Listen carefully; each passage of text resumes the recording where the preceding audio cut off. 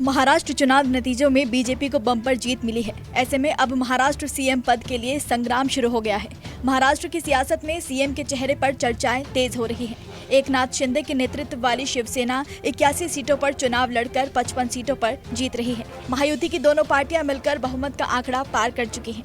ऐसे में मुख्यमंत्री पद के लिए देवेंद्र फडणवीस और एकनाथ शिंदे में से किसी एक का नाम तय होना है। पूरे महाराष्ट्र में इस वक्त जश्न का माहौल है। लोग नाच कर अपनी खुशियां मना रहे हैं। ऐसे में न्यूज़ 24 ने जब लोगों से इस जीत का कारण और सीएम पद की पसंद पूछी तो लोगों ने देवेंद्र फडणवीस का नाम टॉप पर लिया। मुख्यमंत्री देवेंद्र फडणवीस के स्वीय सहायक ओएसडी भी हमारे साथ है। क्या कहेंगे सर, पूरा लहर है, तमाम विदर्भ से, नागपुर से जनता जो है देवा भाव के घर पहुंच रही है। व्यवस्था करने में कितनी दिक्कत हो रही है?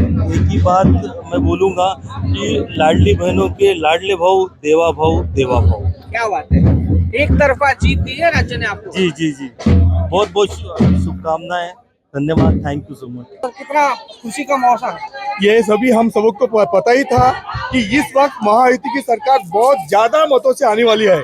देवेंद्र भाऊ अपने जो राज्य के मुख्यमंत्री थे शिंदे साहब और दूसरे उप मुख्यमंत्री अजित पवार जी, इन्होंने जो प्लानिंग किया था, जैसा भी गरीबों के लिए जो भी योजनाएं लाई थी वो सब रंग लाई है। और जो लाडली बहन योजना है उसके वजह से कम अभी इस वक्त 10% इसमें मतों में बढ़ोतरी हुई है। और विकास आघाड़ी के पूरे दावे कहीं ना कहीं मतलब फेल साबित हुए। 56 पे सिमट के रह गए तीनों दल। क्या कहेंगे? वो तो फेल साबित होना चाहिए था। वो तो सब फेक नैरेटिव की वजह से लोकसभा में थोड़ा उनको ये मिल गया।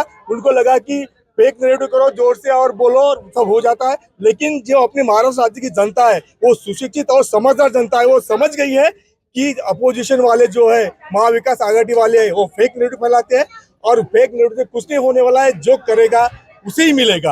और जय श्री राम के नारे जो है पूरी तरह गूंज रहे हैं नागपुर में। नागपुर का संतरा और देवा भाव के नारे भी लग रहे हैं। देखो, ये वोट जिहाद वर्सेस धर्म युद्ध की बात है और लाडली बहन का पूरा आशीर्वाद देवा भाव के साथ था। और देवा भाव ने पहली बार अगर वो वोट जिहाद करते हैं तो हम धर्म युद्ध करेंगे। ये हिंदुत्व की जीत है, ये भारतीय जनता पार्टी की जीत है। आगे उनको ये पता चलेगा कि एक विशिष्ट समुदाय के लोगों का अगर तुम चुनोगे तो नहीं जमेगा। पूरा हिंदू आज एक हो गया है। इसका आज 223 सीटें जो आई है महायुति की, तो उसका कारण है हिंदुत्ववादी जिंदाबाद। तो वहीं देखा जाए तो महायुति को इस मुकाम तक पहुंचाने में एकनाथ शिंदे की भूमिका को नकारा नहीं जा सकता है। अपने सौम्य व्यवहार और बेजोड़ नीतिगत फैसलों की बदौलत शिंदे ने महाराष्ट्र के वोटरों में अच्छी खासी पैठ बनाई। वहीं डिप्टी सीएम रहते हुए देवेंद्र फडणवीस ने महाराष्ट्र की महाभारत में शिंदे के मजबूत सारथी के रूप में भूमिका निभाई। अब सीएम पद का आधार पिछले महायुति सरकार बनने के पृष्ठभूमि और इस चुनाव के नतीजों के फैसले से तय होने वाला है।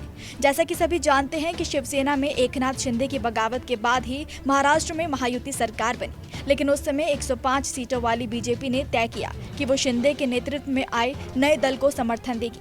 ऐसे में अब जबकि भाजपा अपनी जीत के आंकड़े को और बढ़ाकर 125 से ऊपर ले जाती दिख रही है, तो समय आ गया है कि एकनाथ शिंदे अब भाजपा को रिटर्न गिफ्ट में सीएम की कुर्सी सहज सौंप दे। तो वहीं दूसरी ओर एकनाथ शिंदे ने ऐसा बयान दिया है जिससे उनके बदले व्यवहार की भी अब चर्चाएं होने लगी हैं। मुख्यमंत्री शिंदे ने ये कहकर बीजेपी की टेंशन बढ़ा दी है कि ज्यादा सीटें जीतने वाली पार्टी के पास ही मुख्यमंत्री का पद हो ये जरूरी नहीं है। शिंदे ने कहा कि हम मिलकर तय करेंगे, अभी कुछ भी फाइनल नहीं है। तो वहीं खुद अजीत पवार भी मुख्यमंत्री पद के दावेदार हैं। उनकी पार्टी को करीब 30 सीटों पर बढ़त मिली है।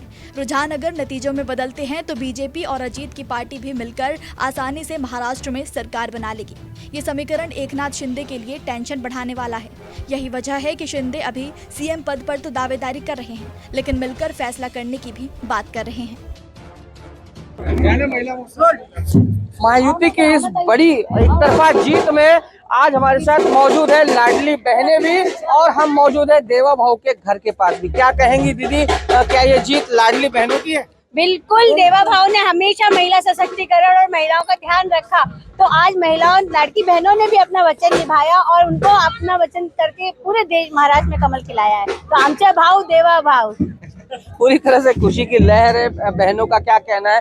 देवेंद्र फडणवीस ने भी खूब साफ तौर पर कहा था कि ये जो मतदान बढ़ा है और हमारी जीत पक्की है वो बहनों की वजह से। या जो भी जीत हुई है इतने विशाल रूप में या प्रचंड रूप में, ये देवा भाव का ही है एक कारण, क्योंकि लाडली बहन योजना अभी तक किसी ने दी नहीं थी और 1500 रुपया जो इन्होंने दिया है वो लाडली बहन का ही पूरा पिक्चर दिख रहा है। आने वाले समय में उन्होंने बोला है कि हम 2100 रुपया करेंगे, लेकिन डेफिनेटली 2100 रुपया होगा, क्योंकि बाकी की पार्टी आश्वासन देती है लेकिन भारतीय जनता पार्टी में वो चीज नहीं है। और नागपुर में हम लोगों को नहीं लगता था कि इतना प्रचंड रूप से हमारे को पूरे महाराष्ट्र में जीत मिलेगी, लेकिन आज जो भी भगवान ने दिया है या देवा भाव की जो भी परिश्रम किया है, तो देवा भाव को उसका परिणाम सब पर फाड़ के मिला है। महाविकास आघाड़ी को पूरी तरह से नकारा है राज्य ने, क्या वजह लगती है आपको? क्योंकि देखिए 2.5 साल जब उधर सरकार थी कोई काम नहीं हुआ, कोरोना में काम नहीं हुआ, उस समय जब वो विपक्ष में थे तब भी उन्होंने पूरी जनता का ख्याल रखा, घर घर खाना पहुंचाया, और खाली लाडली बहना नहीं, उसका परिणाम तो यह है कि हमको बहुत छप्पर फाड़ के सीटें मिली है। लेकिन देवा भाव ने